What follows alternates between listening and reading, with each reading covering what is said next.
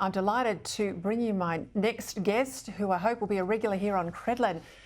We're going to cross live now to London, where I'm joined by former UK Prime Minister, the Honourable Liz Truss. Well, I'm delighted to have you on the program, Liz. Thank you for making time for us tonight. Great to be here, Peter. Strong audience here in Australia.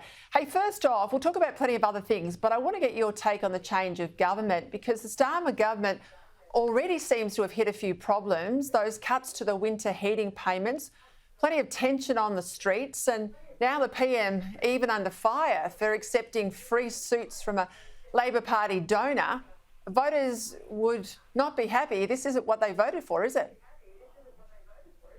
No, and he got in with a very low proportion of the vote. He got in by default because people were unhappy with the Conservatives. They voted Labour. They didn't particularly like him. And now it's gone from bad to worse. He's been caught accepting donations to pay for his wife's dresses.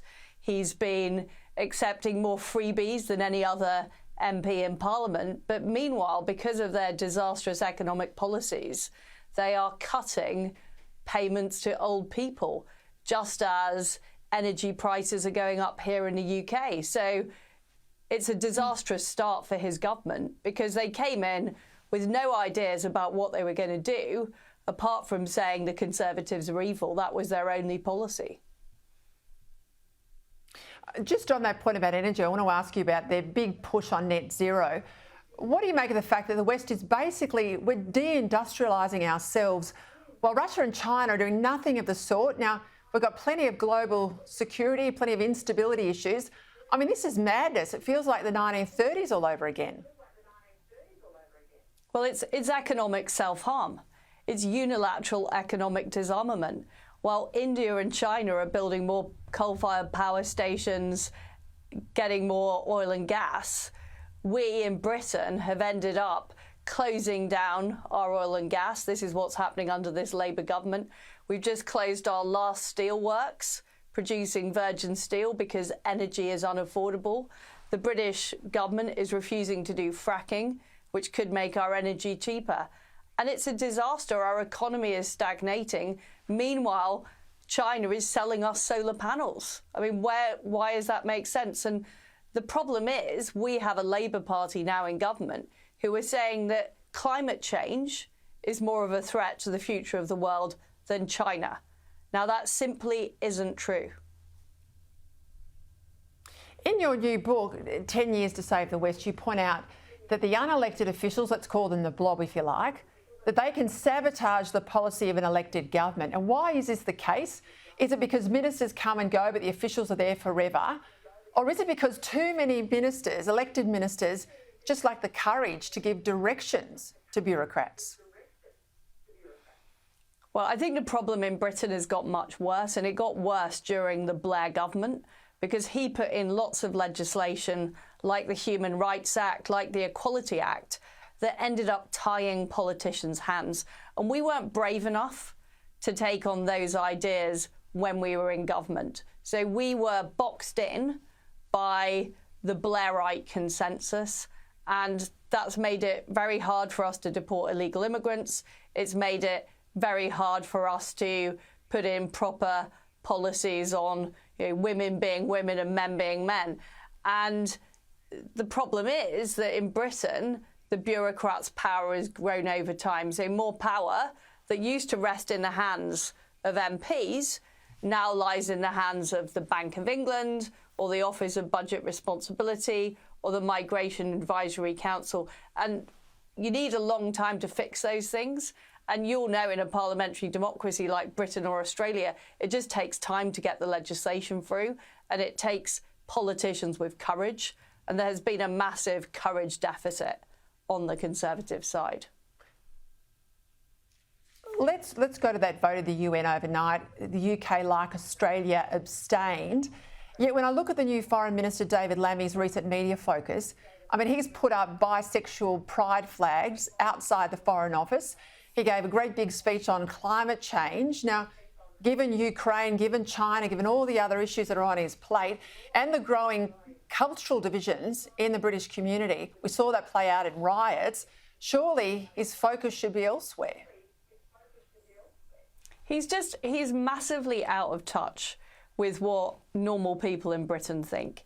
He is part of an elite political class that is obsessed with climate change. They don't like Israel. They're pro-Palestinian. They are they're anti the instincts, the patriotism of normal British people. And he is governing in the interests of that group of people. It's the lawyers in London. It's the people working in the big corporates. It's the civil servants and the bureaucrats.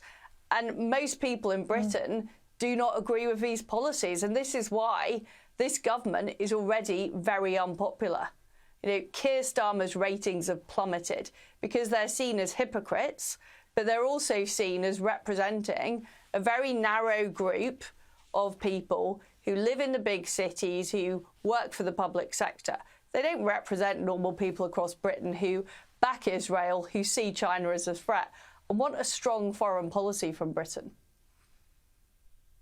Well, key in all of this, you know, the disenfranchisement of ordinary people is the waves and waves of illegal migration hitting the UK. We watch it in Australia. We know it can be stopped. But I get the sense that Britain doesn't think it can get control of its borders again. I mean, can it get its borders back under control? We can, and we've seen what Australia did. I met Tony Abbott on several occasions talking about his successful policies to get control of immigration in Australia. But there is not the political will to do it in Britain, because we will have to dismantle a lot of our laws, like the Human Rights Act that Tony Blair brought in and Keir Starmer supports. We'll have to dismantle those laws that essentially give more rights to people who are entering our country than people who are living in our country. And the problem is that the political class do not want to acknowledge how bad things are. And ordinary people across Britain see how bad things are. They can see that we don't have control of the boats. They can see that the borders in Britain are porous. But it will take a huge push to actually change that human rights legislation that has now been in since the 1990s. And that is what we need to do. And I think pressure in Britain is building for that. You'll have seen at the election, Nigel Farage and Reform got a large vote because people are frustrated. But the message has still not hit home, and our politicians aren't prepared to do what it takes. Just quickly, I watched your Twitter feed during the Olympics. You're pretty outspoken about the right of women to compete and only compete against biological women. Why on earth has the scientific fact of our biology become collateral damage in the so-called diversity push? Well, I think it's an attack on Western civilization. And it's an attack on the truth and Enlightenment values. We all know what a man is and what a woman is. And essentially people, in order to climb up the social ladder, in order to be acceptable in society, people are telling untruths about biology. And that has now had horrific effects. In sport, the boxer that was knocked out by a man in the boxing ring. Who'd have thought that our modern society would be allowing violence against women by men to be sanctioned in a public space? We have situations in prison where women are being raped by male prisoners who claim that they are women. And this ludicrous situation has been brought about because of an attack on truth, on biology, on the core values that we believe in society. And I do believe, you know, it's part of an overall effort to delegitimize our very societies and our very civilization. And it's why I believe so passionately we have to fight back against it. And people are also trying to undermine our history. They're trying to undermine our belief in our countries and say that somehow countries like Britain or America or Australia have things to be ashamed of.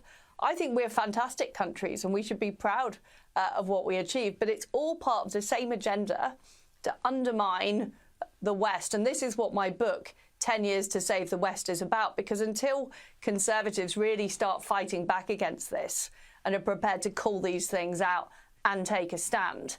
We are just going to see the left become more and more successful in pursuing this, these absolutely nutty policies. They're nutty. Hey, look, we're almost out of time, but I want to ask you, this is only something that another national leader can answer. If you had faced two assassination attempts in as little as 2 months, as we've seen happen to Donald Trump, how might that have impacted you mentally? How would it have changed the way you campaign? And what do you think it says about politics in the US at the moment? Well, I think it's absolutely appalling. There have clearly been major failings of the Secret Service in protecting Donald Trump. And after the first unsuccessful assassination attempt, surely security had been stepped up. And certainly from President Trump's point of view, Mar-a-Lago is his home. This is his home territory. And to be threatened there, I think, must have a horrible psychological impact, because you just think, where on earth am I safe? Is there a place where I can truly relax and be myself with family and friends without having to worry about this huge burden? I mean, I think that there have been appalling failings by the American state, and I worry about politics not being fought in the political arena through debate and through the ballot box, but instead trying to psychologically intimidate people, undermine people, and even threatening to kill somebody repeatedly. That is a terrible road for us to go down on, and something we all need to worry about in a democracy. Not wrong, Liz Truss. I know you're on your way out to Australia very soon. We'll catch up then. Thank you